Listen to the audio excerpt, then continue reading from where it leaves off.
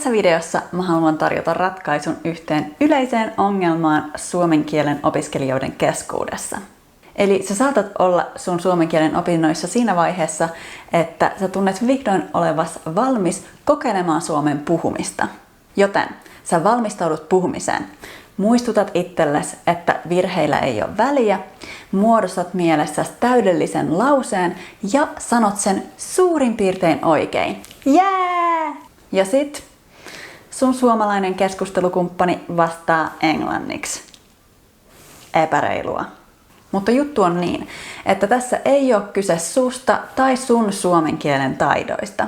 Mun teoria on, että kun suomalainen kuulee ulkomaalaisen puhuvan epätäydellistä, mutta ymmärrettävää suomea, meistä tuntuu pahalta, että joku yrittää puhua meidän kieltä, koska sillä on niin huono maine yhtenä vaikeimmin opittavista kielistä.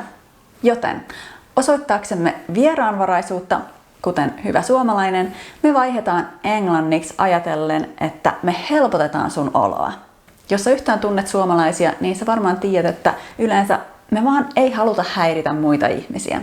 Ja meidän mielestä on kohteliaampaa puhua kielellä, joka on todennäköisesti sulle helpompaa.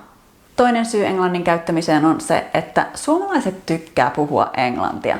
Me opiskellaan sitä koulussa 10 vuotta, joten totta kai me halutaan käyttää sitä silloin, kun siihen on mahdollisuus.